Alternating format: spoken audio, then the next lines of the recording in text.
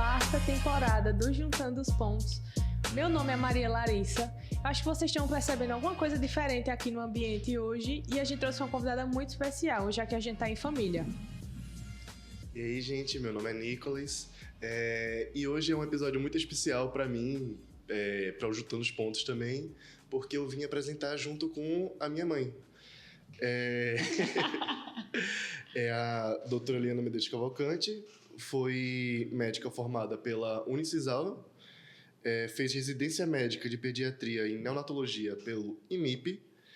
Ela tem o título de especialista em pediatria e neonatologista pela Sociedade Brasileira de Pediatria, presidente da SEREM-PE, Comissão Estadual de Residência Médica de Pernambuco e coordenadora da COREME da SESPE. E várias outras coisas ainda que ela faz que não vão caber aqui, senão a gente vai passar uns 20 minutos falando. Mas, com tudo isso, fale um pouquinho sobre você. Sou mãe de Nicolas. Acho que é a parte do currículo, né, que faltou, né? Minha mãe. Minha mãe. Né? Não, é isso, assim, a trajetória começou cedo, né? Me formei, comecei na idade... Entrei na faculdade com 17. Então, agora, doutora, como foi que a senhora se encantou pela medicina? Como é que a senhora foi parar? Eu acho que eu nasci médica. Foi mesmo? Desde pequena, assim, não tinha outra. Eu digo que todo mundo tem uma segunda habilidade, né? Todo mundo tem uma outra coisa que sabe fazer. Um sabe cantar, outro sabe apresentar podcast, né? Ei, frase Usar fazer vídeo. fortíssima. Eu não tinha nenhum outro dom, outra forma. Eu só queria atender, era o meu encanto desde pequena. Então, sempre foi, assim, uma trilha que eu sempre quis fazer. Então, nunca teve uma segunda... A história da segunda opção, né? O plano B, né? Eu nunca tive um plano B. E aí, fui trilhando por isso e fui até fazer a faculdade. E na medicina você falou que sempre foi essa escolha de vida, mas e neonatologia? Qual foi o gatilho, assim, alguma coisa que aconteceu para... Eu entrei na faculdade e não necessariamente queria fazer pediatria. Eu queria ajudar as pessoas, né? Aquela coisa, aquele sonho, né? Vou ajudar as pessoas. E aí, quando eu entrei na faculdade, a pediatria me encanta, sempre me encanta. É aquela coisa, eu andava pelos corredores dos hospitais adultos, hospitais gerais, né? Aqueles grandes corredores de clínica médica, eu tinha certeza que eu não queria fazer clínica médica. Poxa vida! Isso era uma certeza que eu tinha, clínica médica eu não queria fazer. Via marca de um lado, marca do outro, aqueles corredores gigantes. Eu disse, não queria. E quando eu chegava na pediatria, meio que me senti em casa, ali era meu lugar. Era um respiro, né? E as crianças nascendo, você vê as famílias iniciando. Então, às vezes, tinha um pai ou mãe de primeira viagem novos, em que a criança começava a nascer ali. Eu disse, ali é o meu lugar, aqui é onde eu quero estar e onde eu quero ficar, e até hoje sou, né? Independente da residência, hoje eu ainda faço a neonatologia, ainda é o meu lugarzinho de conforto. Aqui, doutora, no podcast, já é nossa quarta temporada. E a gente recebe muitas histórias, assim, tem gente que sempre quis, tem gente que nunca pensou e, de repente, é um médico de excelência, assim, de alto nível. Mas é impressionante que todos têm, assim, um brilho no olhar. A senhora falando, dava pra ver seu olho brilhando, assim. É um negócio muito interessante, porque a gente tem tido boas experiências com os convidados de ver referências mesmo e pessoas que são boas, mas que têm um negócio diferente, assim. Tem um chama diferente. Eu gosto do que eu faço. Eu digo sempre, né? É a história, né? Eu vou trabalhar gostando de ir trabalhar. Então, às vezes, eu estou em casa, assim, e paro e fico pensando, poxa, isso, e quero estar lá, ligo, às vezes, para o hospital para saber como é que estão os meus pacientes, como é que estão as coisas. Então, eu gosto do que faz. Eu acho que é o caminho de todo mundo, do que a gente quer para todo mundo, né? Acho que do que eu quero para os meus filhos, do que eu quero para os estudantes, é fazer o que gosta. Sim. Porque sair de casa todo dia para um canto em que você não ama, não tem paixão no que fazer, eu acho que deve ser muito ruim. Não é o meu caso. Boa. Agora, eu queria saber, assim, eu estou rodando agora a GO e a gente acaba tendo muito contato com o NEO, assim, e eles geralmente dão uma oportunidade, mesmo a gente na GO, assim, eles deixam a gente fazer umas coisas, né, fazer ali, receber o bebê e tal. E é um negócio que eu fico, assim, encantada. Meu Deus, como é que você faz um diagnóstico de uma pessoa que não está lhe falando nada? Que você só tem um choro ou então algum achado do exame físico. Para mim é muito difícil. entender o diagnóstico da ANEL, entender como é que eles seguem, sabe? Eu queria saber da sua percepção em relação a isso. É a melhor parte. É? É. O paciente não fala. Porque você tem que realmente examinar o paciente, você tem que saber. E aí onde todo o brilho da semiologia, você começa por aí. Primeiro porque você tem que entender que o que é antes da gestação, tudo que a obstetrícia faz, vale a pena e é aquilo ali que tria aquele momento. Que o nascimento e o exame físico do paciente, o que ele lhe mostra naquele momento é o essencial para você. E a condução, a reavaliação, está sempre junto dele, né? Ou está sempre em sequência. Então, você acompanha. E aí, o legal é que você acompanha a criança, e o que eu gosto também, puericultura, né? Que você passa todo mês vendo a criança. Então, apesar, ela lhe fala certas coisas. Quando você vê um mês, que você vê no segundo mês, que você vê no terceiro mês, você já entende como é a dinâmica daquela criança. Então, você acompanha o desenvolvimento dela, né? Então, essa é a magia, esse é a coisa boa de você fazer neonatologia. Os meninos não falam, você tem que ir atrás. Você tem que correr atrás mesmo. Você tem que correr atrás de saber o como é e o que é, né? Na GO, quando eu fui estagiar na GO, as mães que me perdoem, mas o menino nascia, eu deixava a mãe lá e acompanhava o bebê. E aí, para mim, era mais interessante estar com o bebê. Não, e é ótimo, né? Porque a gente vai examinar as mães assim... me dê aí o menino, tá ele aqui, e eu examinando e o menino aqui no braço. Oxe, é muito bom, é muito bom. Mas é uma ciência, assim, é um negócio que pra mim foi muito difícil de entender como as coisas funcionam. Poxa vida, seu paciente não tá lhe falando nada. Porque você chega na gestante, né, que é o que eu tô rodando agora, e ela diz, olha, eu tô sentindo isso, isso, isso. Aí você vai direcionando. E quando não fala, e quando não responde, e quando... Mas é a percepção, que é onde você coloca, né? Ali tá o amor de alguém, uma vida nova que continua. E quando você chega perto dele, de alguma forma você começa a avaliar coisas em que você nunca tinha visto antes. E aí você quer instigar e dá certo. A semiologia junto com a anamnese da mãe dá certo. Mas tem toda essa parte boa que realmente pegar uma criança no colo pela primeira vez ao nascer é uma das coisas mais bonitas assim que a pessoa pode fazer. Mas e sobre as dificuldades? Assim, tem algum desafio que é maior ou alguma história que você já passou que seja mais difícil assim? Os desafios são muitos, né? Porque a gente vê... Aí eu digo que aqui o bebê Johnson nasce... Eu não sei que vocês não têm mais idade de saber o que é bebê Johnson. Bebê Johnson antigamente, né? Antigamente a gente via aqueles bebezinhos da propaganda da fralda, da propaganda do leite, que é aqueles gordinhos, galeguinhos, normalmente olhos claros, bem bonitinhos, fofinhos. E na maioria dos casos não nascem dessa forma. Então a gente especializou em coisas em que também não nascem normais, não nascem bem. Então eu acho que os maiores desafios da gente é quando o bebê não nasce bem. Quando ele é muito pequenininho. E aí a gente está acostumado a pegar bebê 400 gramas, 500 gramas, Poxa 600 vida. gramas. E aí é onde está o grande desafio. Porque você vê aquela família que muitas vezes não estava preparada para aquele parto prematuro. E é uma vida prematura que chega, né? É um caminho prematuro que chega e que a gente tem que acompanhar. E tem que mimetizar o que o útero faz. A vida é muito perfeita, o corpo materno é muito perfeito, o útero é muito perfeito. Ele consegue nutrir, ele consegue respirar, ele consegue fazer tudo pela criança para que ela cresça. E aí, quando ele nasce muito pequenininho, a gente tem que mimetizar essa história do útero. Então, tem que botar na incubadora, fazer calor, respirar por ele, dar comida, que é a nutrição parenteral, a gente faz. Então, isso é o grande desafio.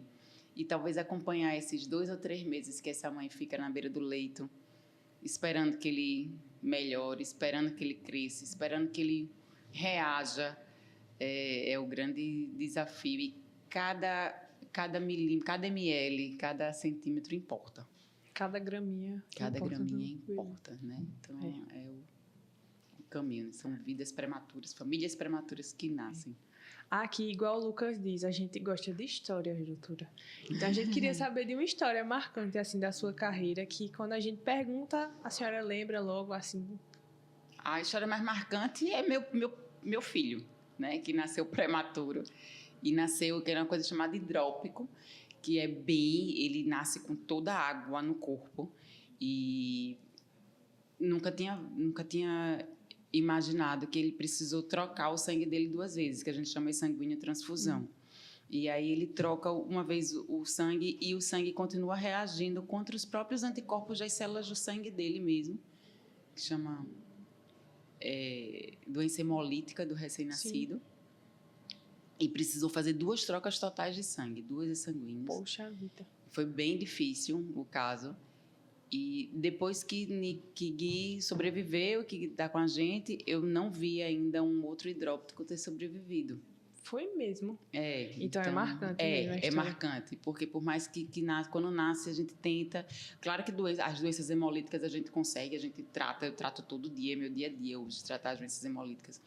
Mas no caso dele, como foi, a gente não via ainda nenhum outro. Então é um caso que para mim marcou muito, né? E também considerando... E hoje a gente viu ele aqui, gente. Daquele tamanhão, né? A gente diz assim, né? Os meus 2 filhos nasceram prematuros, né? Eu tenho 2 prematuros em casa, então também... Além da vivência hospitalar, assim, de prática de trabalho, a vivência pessoal, que deve ter outro peso quando você tem o pessoal diz, né? Ignorância é uma dádiva, e geralmente é mesmo. Você tá ali, na beira do leito, sabendo de tudo que está acontecendo. Deve lhe dar uma outra percepção. Outra percepção, completa. E às vezes a gente fica assim, pensando, né? A gente queria não entender o que é que pode acontecer, né? E aí, às vezes, eu fico com as mães hoje. Então, eu tô com uma agora de 570, que a gente tá com os Manu. A gente tá acompanhando desde que nasceu. E aí, Manu tá comigo. E aí, às vezes, eu digo, será que eu conto tudo à mãe? Será que eu conto tudo? Não, vamos por partes, vamos imaginando que ela precisa saber o que ela precisa saber naquele dia, precisando que ela precisa saber naquela próxima, para também não sobrecarregar também e a gente não querer. Mas hoje, o famoso Dr. Google, o chat GPT, as mães vão e ficam ansiosas, né? Porque tudo hoje é imediatismo, que é ansioso. Mas vai acontecer isso? Eu disse, eu não sei. Mas vai acontecer aquilo? Eu não sei. Eu tenho que também acompanhar de um dia por vez, né? Mas o grande desafio da ANEL são os pequenininhos. Os pequenininhos me encantam. E a gente já tirou muitos. Então... Puxa vida. A senhora falou assim, 400 gramas, 500. Meu Deus, é muito pequeno. Mas é um pacotinho de fuba, assim. Ai, Jesus Cristo. Doutora, agora a gente queria engrenar, assim, como a senhora foi parar nesse mundo das residências. De repente... A gente chega aqui com uma referência a presidente, minha gente. Não é pouca coisa. Então, desde o começo, como aconteceu? Como aconteceu? Eu fui eu sou alagoana e aí terminei minha faculdade na Ciências Médicas, né? Que é a Uncisal, que é a Universidade de Ciências Médicas de Alagoas. E aí o meu hospital fechou de uma hora para outra. O hospital acabou, o CNPJ. Aí eu entendi que a residência do hospital era ligada ao CNPJ, que a gente não... Quando a gente faz, quando é doutorando e quando faz graduação, a gente não entende muito disso, né? E aí ele fechando, eu já era casada, já tinha meus dois filhos, meu marido foi transferido para Pernambuco e eu fiquei em Alagoas. E aí eu fui entender o mundo da residência, o que é uma transferência, o porquê que a gente... tá associada a um CNPJ, como é que isso funciona, e consegui minha transferência para o IMIP, logo no começozinho da residência. E aí terminei no IMIP, e assim que eu termino no IMIP, sou convidada para coordenar a pediatria do Hospital Maria Lucinda, que hoje é um hospital infantil, né, Maria Lucinda. E lá eu vejo, poxa, aqui dá para a gente fazer uma residência de pediatria. Não tem como, aqui é um hospital imenso, grande, dá para fazer as coisas. E aí montei minha primeira residência, que foi a residência de pediatria do Hospital Maria Lucinda. E, já concursada no Estado, montei a residência de neonatologia do Hospital Agamenon também. E aí me encantei, né? Aí eu já tinha essa vivência de saber a legislação, porque precisei da legislação para a minha vida. E comecei a participar da comissão estadual, que era da comissão estadual. E em 2017 fui eleita presidente da Comissão Estadual de Residência Médica, que é assim, a gente tem a Comissão Nacional de Residência Médica, que é o órgão maior de residência médica do do Brasil, né? Então, ele está hoje associado ao Ministério da Educação, então é um órgão que resolve tudo o que for de residência no país. Ele está lá aprovando regra, dizendo como é que tem que ser, dizendo como tem que transferir, regulando, avaliando, tudo é a Comissão Nacional de Residência Médica que faz. E cada estado tem uma comissão estadual, né? E aí eu presido a comissão estadual aqui de Pernambuco, e hoje somos 52 coremes. O que é uma coreme? Coreme é a comissão de residência médica daquela instituição. Então, se eu tenho o IMIP hoje tem uma coreme do IMIP. Aí, se eu tenho o Hospital da Restauração, o Hospital da Restauração hoje tem uma coreme da Restauração, que lá eles vão organizar as residências daquela instituição. E aí, a gente, enquanto regional, estadual, né, a gente vai ajudar na legislação, na avaliação, na condução, tudo isso dando suporte à Comissão Nacional. E falando justamente dessas partes de avaliações, a gente tem muitos amigos que estão se formando agora, vão se formar já já, e com toda certeza eles vão querer saber um pouco mais sobre a residência, o que é que a gente pode fazer para chegar lá, o que é esperado sobre as provas, essas coisas, o que você tem a falar? É muito bom, né? Essa parte, né? O povo começa a querer saber um pouquinho mais, né? Vamos lá. Então, hoje em Pernambuco, como é que a gente faz a prova de residência médica, né? Hoje em Pernambuco, a gente tem um concurso unificado para o estado de Pernambuco, que a gente chama SUS-PE, né? E todas as coremes do estado, a não ser a Universidade Federal, a UFPE, ela participa desse concurso. Então, em vez das 52 coremes, cada uma fazer um concurso diferente, a gente juntou as coremes e a gente faz um concurso único pelo estado, que vai lançar daqui a pouco o edital. A gente já está esperando o edital para próximo. Faz uma prova, e essa prova tem todas as 5 grandes áreas da medicina, né? Então, tem cirurgia geral, clínica médica, pediatria, SUS e GO, né? Então, cada uma vai dividir igualmente e você vai fazer uma prova com o que um graduando tem que ter nessa formação, certo? Isso vai lhe dar um score, você vai lá, nesse score, ter uma classificação. Quando você se inscreve, quando o edital abre, você vai colocar lá qual é a sua especialidade e elencar quais os hospitais que você quer. Então, você coloca uma ordem de hospital. Eu quero fazer... Diz aí qual é a especialidade que tu quer. GO. Eita, GO. Isso é ótimo. Vamos trabalhar junto um dia.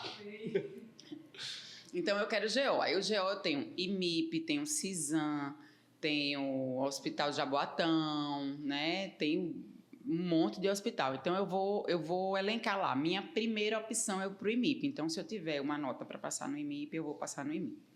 Minha segunda opção é o CISAM. E assim, Barão de Lucena. E assim, você vai elencando quais os hospitais que você quer. De preferência, preencham todos, gente. Porque, né, só aquele... eu não quero... Vai ter lá Petrolina, Araripina.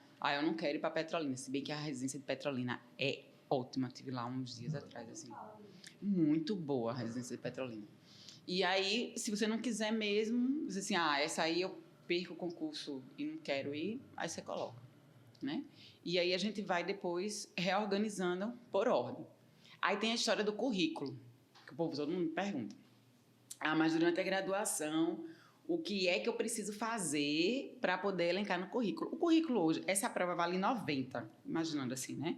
E o currículo vale 10. Em algumas especialidades, esse 10 é muito, faz diferença. Aí, quais são as especialidades mais concorridas, que tem as maiores notas? Otorrino, dermato. Psiquiatria, a nota ainda não é tão faz tanta diferença, ainda tem uma coisa, mas otorrino, dermato, anestésio, né? Essa faz um pouquinho de diferença. Aí você vai ter a média global, é um dos componentes. Você vai ter artigo científico, é um dos componentes. Você vai ter monitoria, projeto de extensão, né? Qual é a ideia? A ideia é a gente tirar essa parte do currículo da prova. Por quê? Porque a gente entende que poxa, vocês estão trabalhando tanto, vocês estão aqui, né? É um trabalho árduo, mas a gente entende também que tem algumas ligas que não estão. Então, é um peso que não é idôneo, né? Assim, Tem que ser um corte assim. Não, tem que ser com toda certeza. né? Porque, e aí, artigo, né? A gente sabe que tem muita gente, poxa, para eu publicar um artigo científico é tanto trabalho. Para você fazer uma pesquisa. Para quem realmente fez uma pesquisa, mas também tem gente que recebe lá no WhatsApp, que eu não tem como, né? Porque vai publicar esse negócio aqui. Vai lá e só coloca o nome. Né? Aquela coisinha assim. Aí a gente entende que isso talvez não esteja beneficiando as pessoas, ou não esteja beneficiando, ou esteja... o mérito não é legal. Né? Então, a gente está entendendo que isso aqui a gente vai precisar discutir. Então, esse ano a gente já começou essa discussão e provavelmente em 2026 a gente encerra essa discussão retirando, que foi o concurso nacional, que eu não te contei. Então, a gente tem esse concurso bem estabelecido em Pernambuco, mas a gente tem o ENARE, que é a prova unificada do Brasil. Né? O ENARE é como se fosse um Enem para a residência. Então, todo mundo fez Enem, assim, imagino que essa geração agora, todo mundo passou por o Enem, mesmo que não tenha utilizado, mas que passou pelo Enem. E aí o ENARE faz uma prova única para todas as residências, você elenca lá e faz igual um SISU. Você pega a sua nota e vai jogando lá onde você pode passar, né? E vai organizando pelo que você quer. A tendência e o que, na verdade, a política pública de residência hoje quer é que o ENARE seja o grande concurso, como o Enem hoje é o grande concurso. Mas imagino que as provas ainda vão continuar, algumas provas de alguns coremes ainda vão continuar, como a da USP, né? Que a USP hoje é um grande hospital que faz uma prova como tem tantas outras aí que fazem e que são concursos grandes e que não imagino que vão ser paralelos ou ser uma aditiva, assim como o Enem hoje é um aditivo, ainda existe prova de residência. Mas o ENARE já tirou o currículo, né? Então, aí o ENARE é uma coisa que chega. E o ENARE é junto do ENAMED, que vocês vão estar, assim, na verdade, vai ser uma única prova, né? E que vai ter... Então, o pessoal vai ser meio que, vai ter que fazer. E aí você vai escolher se você vai utilizar, jogar a sua nota ou não, né? Mas é um futuro. Eu acho que o ENARE tem muito para crescer ainda, tem muito para dar, os próximos anos vai dizer muito. Caminho. Falando ainda um pouquinho sobre residência, tem alguma especialidade assim que você acha que meio que precisa de mais médicos de alguma área ou que assim esteja sobrando vaga? É legal essa parte, porque eu digo uma coisa que eu digo sempre, eu digo olhando no olho, isso. Faça o que você gosta. Porque não essa coisa de você eu vou fazer o que dá mais dinheiro naquele momento, não deu certo. Então, foi o que aconteceu com plástica. Muita gente fez muita prova para plástica. Aí, hoje tem muito cirurgião plástico, né? E que aí você enxaca. Então, se eu disser hoje, faça uma coisa que dá um dinheiro hoje, talvez não seja a mesma perspectiva daqui a 10 anos, não esteja dando tanto dinheiro daqui a 10 anos. Aí você fica assim, mas daqui a 10 anos não está dando dinheiro, eu gosto do que eu faço? É a pergunta que a gente tem que se fazer, né? Se projetar para o futuro. Algumas especialidades sobram vaga. Então, isso a gente sabe, né? Medicina de família e comunidade foi uma especialidade que sobrava muita vaga, mas que o estado de Pernambuco hoje, a residência é muito boa. E em atenção primária a gente está muito forte, então está sobrando menos vaga, uma coisa ótima. As vagas ociosas estão diminuindo, então isso é bom. Pediatria ainda sobra vaga.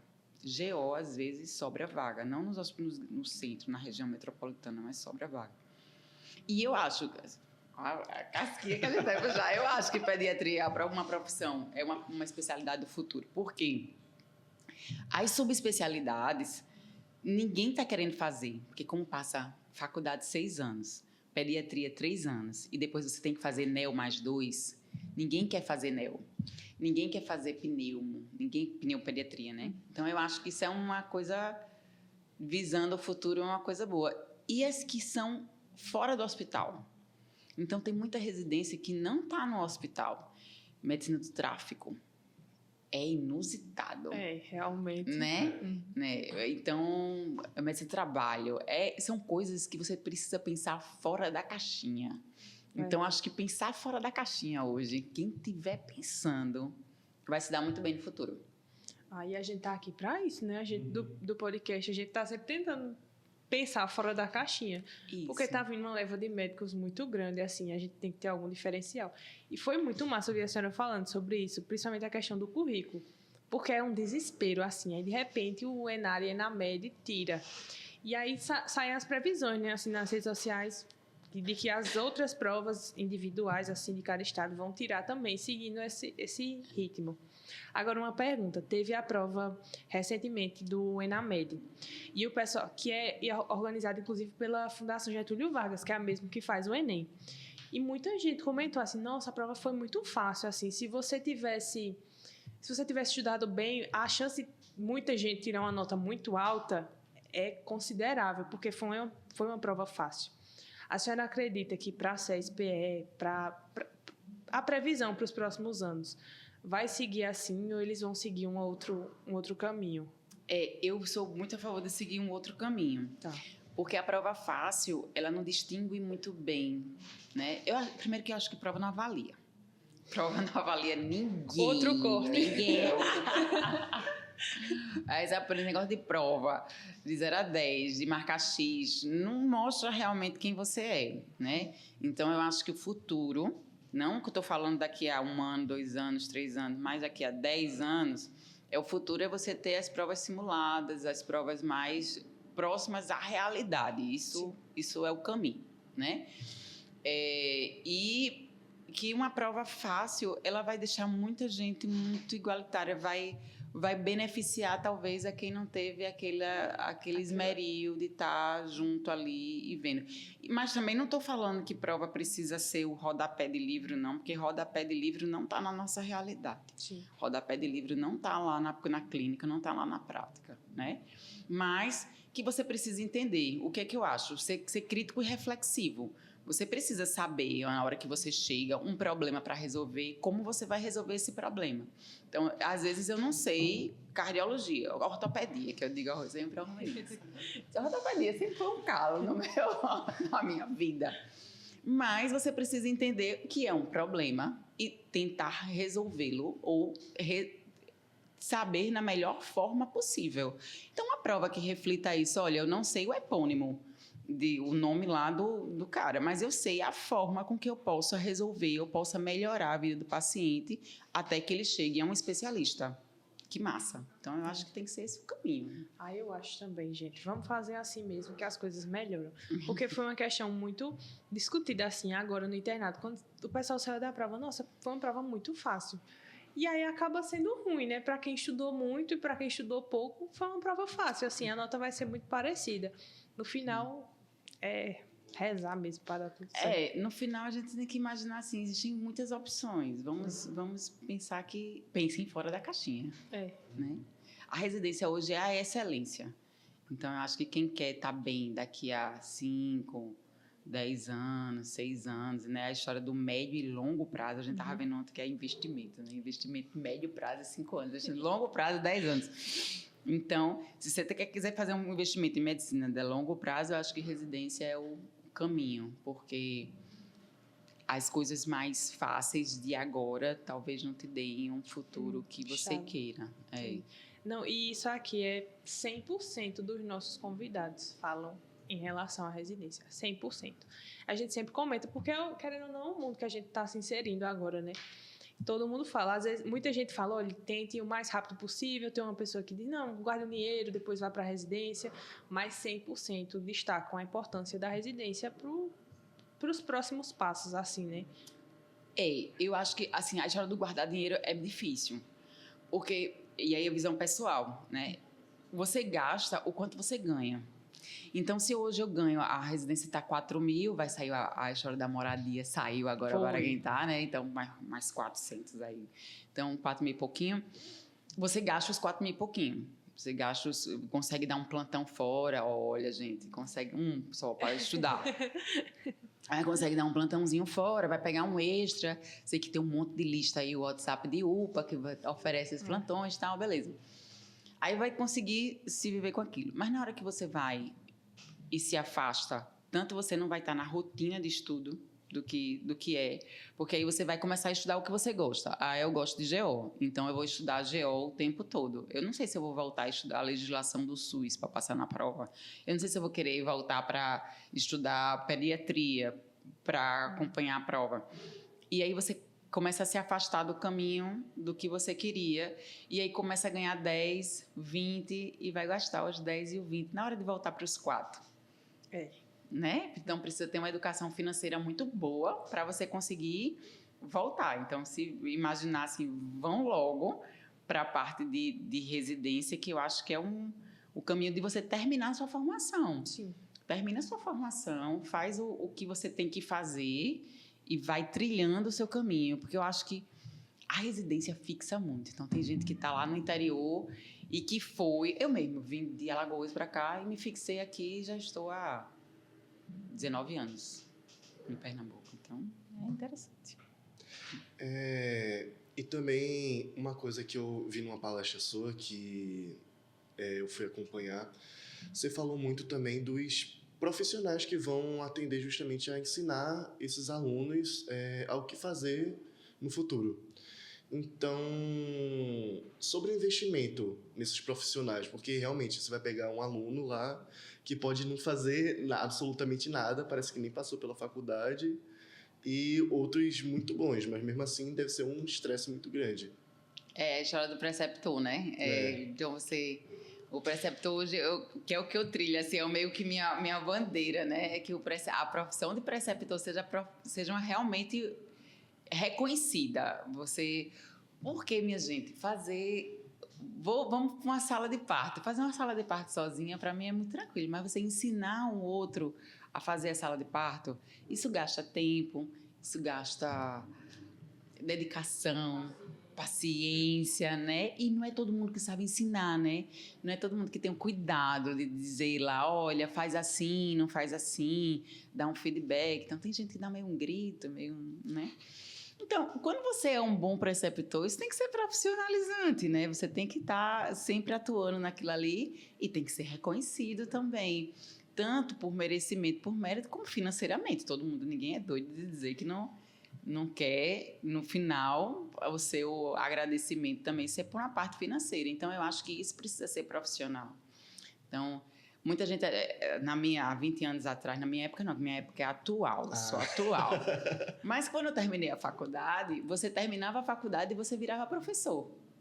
Você era assim, de cara, você está aqui, sou sextanista, daqui a um sexto ano aí um dia você tem um carimbo, uma caneta e ensina o outro. Como é isso? E muitas vezes você né? Como vamos resolver isso? E hoje não, hoje a gente sabe que tem a parte de avaliação, você tem uma forma de você facilitar a aquisição de conhecimento, você tem uma forma de mostrar como é, uma forma de dar o retorno, o feedback, um feedback estruturado. Então, isso precisa ser profissional, né? Tem que ser estruturado também. Então, eu sou muito caminhando nessa parte. Aí a gente já perguntou sobre a parte de neonatologia também e repetindo como o Lucas fala, sobre histórias. Tem alguma história interessante que passou como parte preceptora mesmo, com algum aluno, alguma coisa? Tem. Alguns alunos a gente ensina, né? Ensina. E aqui a pessoa teima em não aprender. Mas, olha, tem alunos muito bons. Assim, eu tenho hoje... uma coisa interessante... Eu tenho hoje a minha escala de plantão da UTI neonatal, eu coordeno a UTI neonatal de Santa Joana. A minha escala de plantão, acho que 80% foram meus residentes. Né? Nossa! É muito bom, né? Então, assim, você saber que você conseguiu formar mulheres que conseguiram ser exponentes na profissão e estão lá, e estão prestando serviço e que futuramente vão ser minhas coordenadoras, né? Então, são minhas diaristas hoje, mas vão ser minhas coordenadoras. E que bom que você conseguiu passar um lado bom e hoje elas estão bem. Claro que tem outras pessoas que a gente quer, assim, que vão para um outro meio, outro caminho. Mas que bom que a maioria é isso. Isso é legal, isso é impactante. Uma coisa que eu tenho percebido agora, esse é meu primeiro rodízio. E a gente chega assim, e ainda mais na hora que eu gosto, né, que é GO. Você chega, tudo que tem pra fazer, você quer fazer. Pelo menos eu quero fazer tudo, eu quero que me ensinem tudo. E às vezes as pessoas não têm essa receptividade. Eu achei muito interessante isso que a senhora falou. De, poxa, o preceptor ele tem que ser mais valorizado. Porque aquela pessoa, você já chega no hospital e os colegas que já estão lá dizem, olha, doutor fulano, ele ensina. Ou então ele vai ajudar, ele vai deixar você fazer. Já Beltrano, não. Então você cola em um, ou então cole na enfermagem, que elas vão lhe deixar fazer as coisas. Isso é algo que a gente compartilha entre si, só que aquela pessoa às vezes não é seu preceptor, não é valorizado financeiramente. É uma pessoa que faz ali por boa vontade, às vezes porque gostou de você, porque você foi proativo. Então a gente tem que caçar o meio, né? Muitas vezes no hospital que eu rodo, a gente tem muito contato com os staffs. E às vezes os staffs chegam apressados, assim, não tem muito tempo de conversar, e você tem que ir atrás do residente. E aí, tá o paciente, o que é que eu vou fazer, não sei o quê. Aí o residente acaba sendo mais receptivo, assim, nesse sentido. E ele não é remunerado por isso, né? Mas ele é quem tá lhe ajudando ali todo dia. Esse aspecto de olhar assim é algo que a gente percebe na prática, só que eu nunca tinha refletido dessa forma.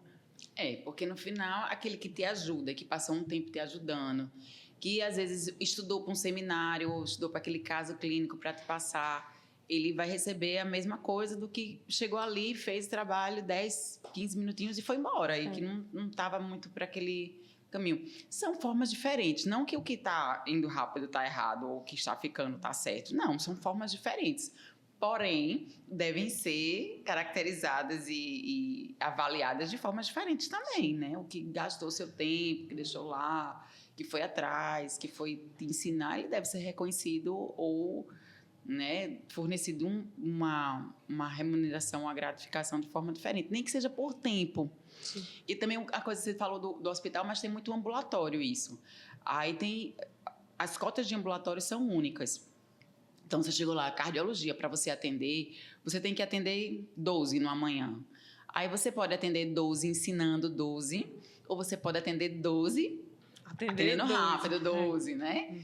E aí, se você está ensinando, em vez de você atender 12, isso a gente chama de tempo protegido, né? Carga horária protegido. Para aquele que ensina, vai marcar 6, vai marcar 5, porque aí ele vai conseguir, naquele mesmo tempo, né? Não é financeiro, mas é uma carga horária protegida, ele vai conseguir fazer. E você já pensou em quem coordena isso, em quem supervisiona e faz as escalas, amigo. consegue campo de prática, né? Isso precisa também. E montar uma residência, que a senhora falou que... residência.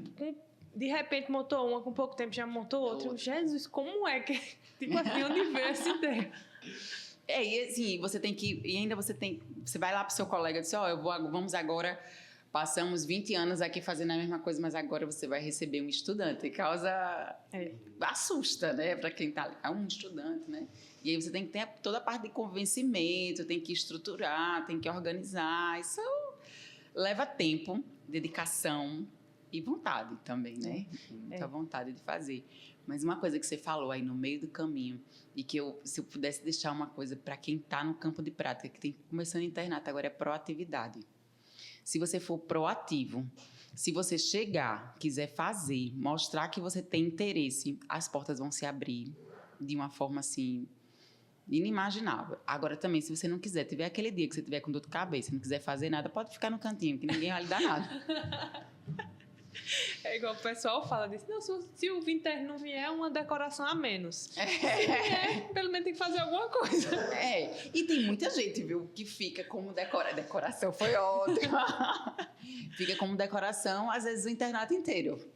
E passa e vai se formar do mesmo jeito. Eu acho pior, sabia? Às vezes você vai e tem pouco paciente. Meu irmão, a gente tá aqui sem fazer nada. Hoje aparece um especular que os staff não querem fazer. Deixa que eu faço. Eu boto o espéculo, que ele só bota a cara assim, não, tá certo, tá bom, tá ok. Mas é a ideia, né? Se você tá lá, que você usa o seu tempo, e às vezes você consegue, às vezes, eu não tenho muito paciente, mas às vezes com um paciente só, se você tiver um staff bom, ele vai tirar daquele paciente leite de pedra. Você vai estudar tudo, então pega uma gestante, você vai aprender clínica médica, você vai aprender cardiologia, você vai atrás de tudo e você vai conseguir, né? Não, tem sido uma experiência muito interessante, assim, o pessoal fala, quando eu entrei no clínico, o pessoal, você vai começar a conhecer a medicina. No internato, meu Deus, o conhecimento é exponencial, assim, muito bom. É a melhor fase, eu tô achando, a melhor. Não, eu acho que é um divisor de águas. Você passa do básico para as clínicas, né? As clínicas, às vezes, tem um professor que você não se dá muito bem, tem um professor que você se dá melhor, e você começa a gostar. Mas quando você vai para o internato, muda. Ali começa a medicina. E aí você imagina, quando você começar a residência, que você começar a estudar só o que você gosta. Paraíso. É o paraíso. Apesar do cansaço que eu vejo, o pessoal lá no hospital que eu tô rodando tem residência. Poxa vida. É puxado, viu? Minha Assim, filha. é uma carga horária possível. Pelo que eu vejo, é possível. Mas é puxado, não é São fácil, 60 horas semanais. Eu digo sempre, residência quer dizer residir no hospital. É assim 60 mesmo. horas é complicado, mas dá tempo de você fazer tudo e você se dedicar àquilo, sabe? não. Ai, não vejo a hora de ser residente, pessoal. Com toda certeza.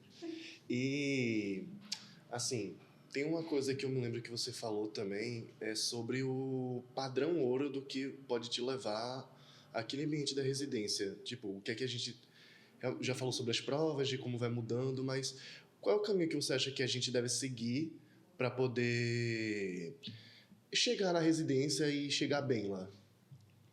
Você não pular etapas. Eu acho que a coisa que você precisa fazer, e a residência hoje é muito disso, é você não pular o que você tem que fazer. Então, se você está pagando anatomia, pague anatomia. Se está pagando fisiologia, estude fisiologia. Se você vai para GO, seja ginecologista obstetra durante aquele seu estágio de GO. E na hora que você passar para pagar clínica médica, cirurgia, que talvez você não goste, você deteste, mas naquele momento vire cirurgião geral, vire clínico e se dedique àquela função. Por quê? Porque medicina você vai estar integrado em tudo. Então, se você não conseguir, se eu não souber bem o que é ginecologia obstetrícia, eu não vou conseguir ser um bom pediatra. Mas se eu não conseguir saber o que é uma cirurgia geral, eu não vou também saber o que é que ocasionou uma cirurgia naquela gestante, que meu menino nasceu diferente e eu não vou ser. Então, você precisa, nesse momento, aproveitar todas as etapas. Então, né, a coisa meio que a gente fala assim, não pule etapas, viva cada momento. E eu ainda digo mais, que é o que eu digo muitas dos meus residentes quando eles chegam, não deixem para ser feliz no final. Aproveitem o percurso. Aproveitem todas as dores e as felicidades de que vocês estão passando agora. Então, se eu estou sofrendo com nefrologia, cadeira de nefrologia, sofra com nefrologia e seja feliz com nefrologia. E assim você vai caminhando e fazendo sua história. O pessoal diz, não, é quando eu acabar a residência eu vou ser feliz, quando eu acabar a residência eu vou fazer isso. Não, sejam no meio do caminho, enquanto vocês são graduandos, enquanto vocês são residentes, vão aproveitando aí, vivendo na tranquilidade. É aquele negócio, né? Toda vez que a gente tá numa matéria, a gente tem que virar aquela matéria, meio que você vai ser o médico daquilo. Finge que você vai ser aquilo e pronto. Porque quando você quiser escolher uma residência, você realmente, muita gente não sabe que são 60 horas semanais, é muita coisa. Vai ocupar a maior parte do seu tempo e você vai viver só aquilo. Aí eu acho que realmente quando você tá na faculdade, você vai ter que realmente ficar focando só naquilo. E percebendo, assim, até os próprios residentes, assim, eles ensinam muito pra gente e eles têm essa disposição, mesmo com 60 horas semanais. Poxa vida, e pra gente que tá chegando agora, isso é muito valioso. Tem alguém que tenha tempo, tem alguém que sente muitas vezes para lhe orientar como foi que conseguiu chegar num lugar onde você ainda quer chegar. Igual a gente tá ouvindo a senhora falando agora, por exemplo, é uma mentoria de graça, igual a gente fala assim, disponível no YouTube do caminho, dos próximos passos da SES, do ENAD, do ENARE. Pra gente é um prazer ouvir sobre isso de alguém com propriedade e de uma pessoa que é uma referência, né? E a mãe de Nicolas. Eu só tenho a agradecer a oportunidade de estar aqui. É muito bom falar de residência, é muito bom falar de medicina, né? E se puder deixar um tantinho de alguma coisa por alguém, eu acho que essa é a função da gente na vida. Então, se conseguir ajudar uma pessoa, o podcast, ou levar que alguém pense, isso funciona, isso já fez o efeito, né? E aqui a gente vai finalizando por conta de uma limitação de tempo mesmo, mas as portas estão abertíssimas, escancaradas. A senhora já tem um Nepo aqui, um Nepo Baby aqui, que está monopolizando, e o que precisar, e também qualquer coisa assim, a gente, doutora, saiu uma notícia nova sobre residência, venha debater aqui com a gente, venha conversar, que a gente gosta muito. Tem café, tem bolo, a gente recebe bem os nossos convidados. Eu fico à disposição. Qualquer coisa que queiram discutir, qualquer polêmica que venha, podem me chamar que eu estou aqui. Agora, a gente queria, para finalizar, uma mensagem assim para os nossos ouvintes, que são estudantes, que são recém-formados. Mensagem para a vida. Mensagem para a vida, né? Eu acho que sejam felizes. Acho que tudo que a gente faz é com uma intenção. Então, no final, façam com vontade, façam pensando no que dá prazer para vocês, no que vocês ficam à vontade, no que vocês querem. E é essa a intenção. Não é receber um papel no final do diploma, não é receber um título no final, mas é vocês se sentirem à vontade no que vocês estão fazendo, no que vocês estão sendo, e sejam felizes. Gente, esse foi um episódio muito especial. Entre mãe e filho, eu aqui no meio também me senti como uma filha. A doutora Eliana hoje foi uma mãe que deu conselhos assim: peguem o caderno e anotem. Eu sempre falo isso, porque eu vou para a academia ouvindo podcast, então eu já estou ligada no esquema. É isso, gente. Até o próximo episódio. Aí não se esqueçam de deixar o like, comentar. Sigam a gente nas nossas redes sociais, TikTok, Instagram, YouTube. E é isso. Aí até mais. Obrigada. Tchau.